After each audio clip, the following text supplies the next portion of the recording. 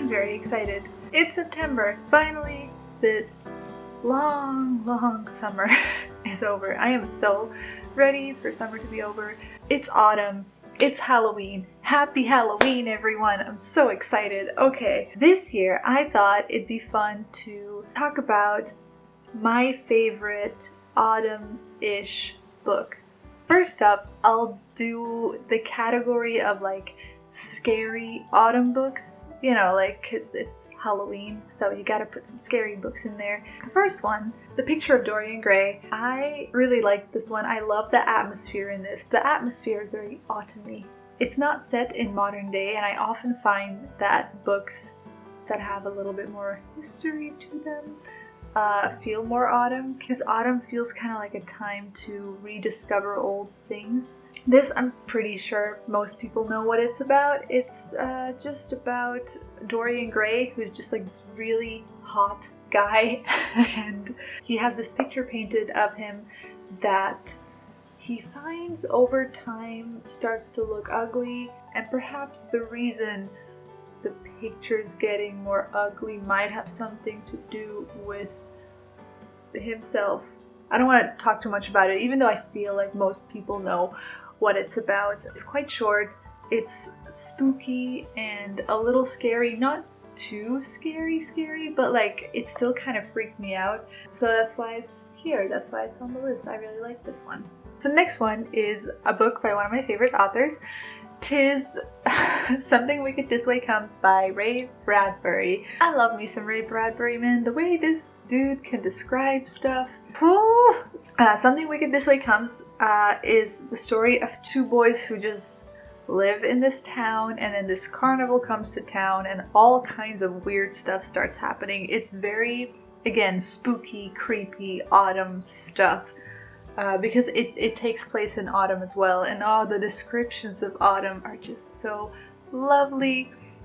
I really like it. Yeah, actually for Ray Bradbury, Fahrenheit is also a good one, because I think it also takes place in autumn, or in any case, I remember autumn being described very beautifully in Fahrenheit as well. So that's a little bonus one. But Something Wicked This Way Comes is like the autumn book. He's written a bunch of autumn books, but I haven't read the other ones yet, like October Country and stuff. I'm planning to read those this year.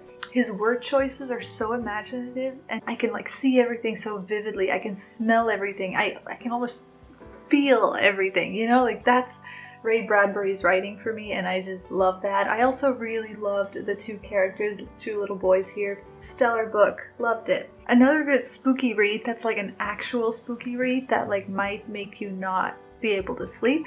If you want something like that, I would recommend some H.P. Lovecraft. I don't have a physical copy right now, I think. Hold on, do I? No. But I've read a bunch of his short stories. I think it was like called like The Best of H.P. Lovecraft or something, and it was just basically like a bunch of his like horror stories, and they are so scary. H.P. Lovecraft is the type of horror that I know not everyone is into. Like, I've heard some people say that it like doesn't scare them at all, but like for me, like, oh my god, it's scary. It's definitely like more into like the supernatural side of things, which that kind of stuff always scares me. I remember really liking the story The Rats in the Walls. Like, that story kind of like messed me up for a little bit when I read that. I haven't read it in quite a while, but yeah, when I first read H.P. Lovecraft, I was terrified.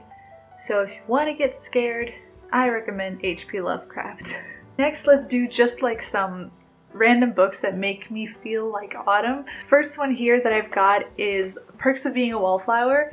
I don't know why this reminds me of autumn. I think there's just something very cozy about this book. When I think about this book, I feel all warm and fuzzy inside, but also sad. And I feel like that just describes autumn. It's a coming-of-age story, a high school coming-of-age story about a shy boy who is kind of discovering and finding himself. It's really heartfelt, and it's gonna make you cry a lot. And it's just gonna make you feel all warm and fuzzy inside. That's what this is. It's like a little Hufflepuffy, huggable, warm autumn book. So if you want like a very cozy, warm night in kind of feel-good book that's also gonna make you cry, Perks of Being a Wallflower it's a good one. Another one that I, for some reason, think is an autumn book is The Night Circus. This is, I guess, also a little bit of a spooky read, but it's not scary. It's just very mysterious, and I feel like autumn is mysterious. So that's why I picked this one. It's a thick one. It is also a very slow read, like it's very dense, and the pacing is quite slow, but I also feel like that's very autumn. I don't know.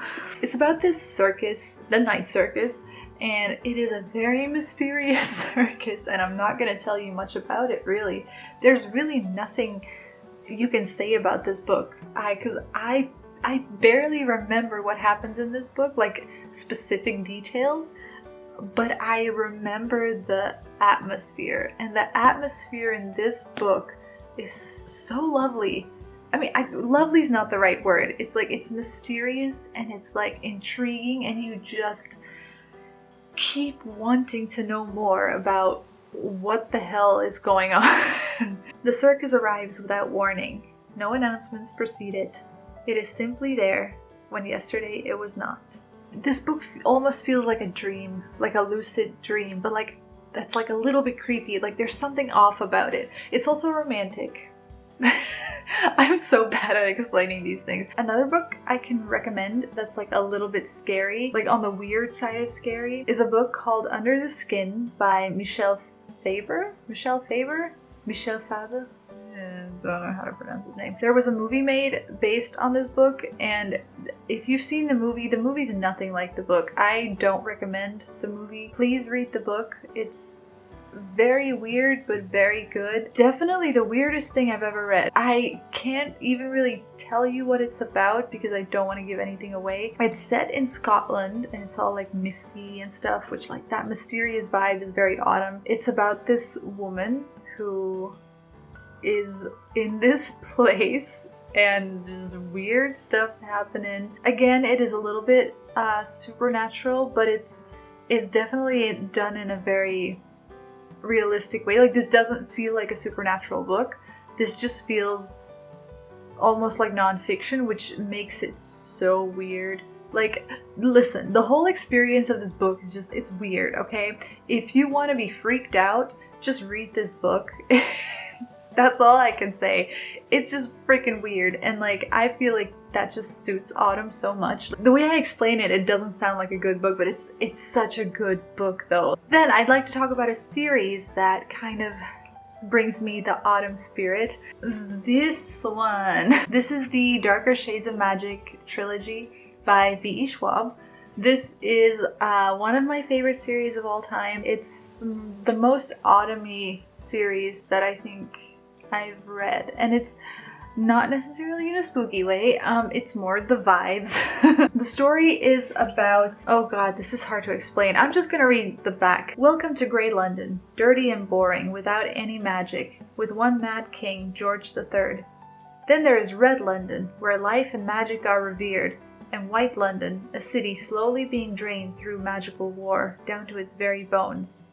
And once upon a time, there was Black London, but no one speaks of that now. It's basically about this guy called Kel. He's a messenger between the different Londons. I guess you could say different dimensions of London. I don't know how to explain it. It's magic. He ends up getting in trouble. He runs into this thief called Delilah, and they sort of end up having to work together to, well, in the end, kind of save the world because darkness is lurking. So this is just like a quick-paced adventure story with magic. It's very fun. This, like, when I think of this series, I just feel happy. It's got a very fun cast of characters that you will come to love. Very beautiful world building as well. It is a little bit spooky, especially like the White London. White London scares the crap out of me. I don't know. There's just something autumny about it, man. I don't know why. I never even read these books in autumn, but if I want to reread these, I will reread these in autumn. Yeah, I don't know, I think it's just the way these books make me feel. There's a very like homey vibe to these, and like homey vibes to me is like autumn, because it's like the characters feel very homey, but like there's also like a lot of darkness in the story. I'm not good at explaining these, but I recommend it. I recommend you read it in autumn anyways. Then I thought I would mix it up a little bit and I would put in a manga. To be honest, I haven't read that many manga. I tend to just lose interest in them.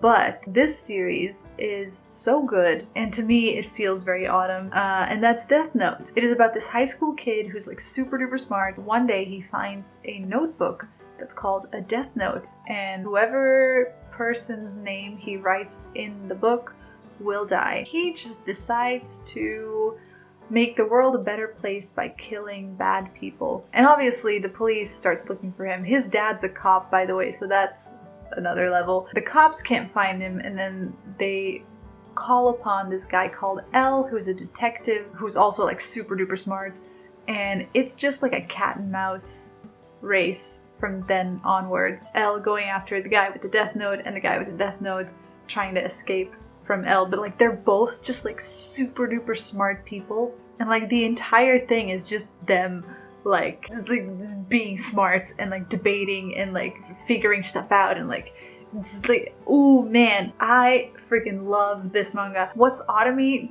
to me about this is that it is just kind of like about death.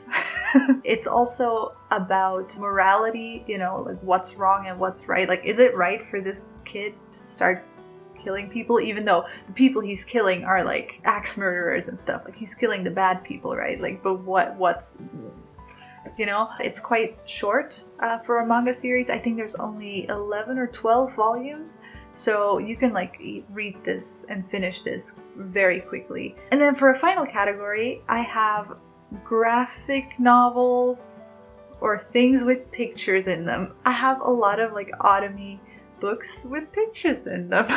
The first one I want to talk about is one of my favorite books of all time, and that is A Monster Calls by Patrick Ness. This is a well-loved book of mine that's got very, very beautiful illustrations in it. It also became a movie, and I actually like the movie of this one. This is a book about a little boy whose mother is terminally ill, and he's kind of having to come to terms with that, and the book deals with his struggle, basically. But it does it in such a beautifully creepy, fantastical, whimsical, but scary way. Basically, there's this monster who comes to him every single night, and he wants the truth from this boy, and this boy doesn't really understand what's going on. He wants the monster to go away, and the monster is trying to teach him these lessons, and the kid's just like not into it. But oh my god, man, this book made me cry so much. If you want to have a good cry, this is a goodie. It's also just gorgeous. I mean, if this isn't like Halloweeny spooky vibes, I don't know what is. This one's a little bit more fairy tale-esque. I'm not sure who the target audience for this is, but I think adults need to read this anyways. I think anybody could read this, honestly. Then I also have just like a bunch of random other ones. I've got The Melancholy Death of Oyster Boy and Other Stories. This is a Tim Burton book that I got like a long time ago. It's just all of these little creepy little thingies. It's basically just like little poems that they're all creepy. And then I have a bunch of other ones that are similar. These are all by Edward Gorey. It's very similar. For example, this one is like your ABCs, but it's like creepy. A is for Amy, who fell down the stairs. B is for Basil, assaulted by bears. C is for Clara, who wasted away.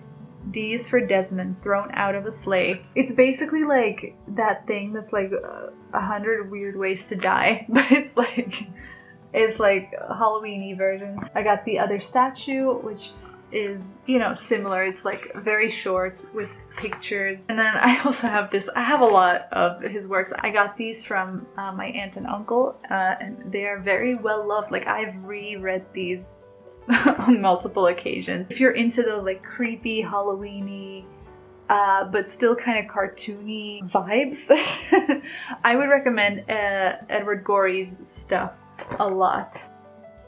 I think that's gonna be it. Of course, there are many more books that remind me of autumn, but like I didn't want to make this video too long, so for now I'm gonna leave it at that. I hope you found some of these picks interesting. I am currently reading the Grisha trilogy for the first time. For now, it's feeling quite like nice and autumny, so I'm excited about that. Please, if you have any autumn book recommendations, leave them in the comments below, because I am always looking for more autumn books, because I'm an autumn gal, you know. I need my autumn fix.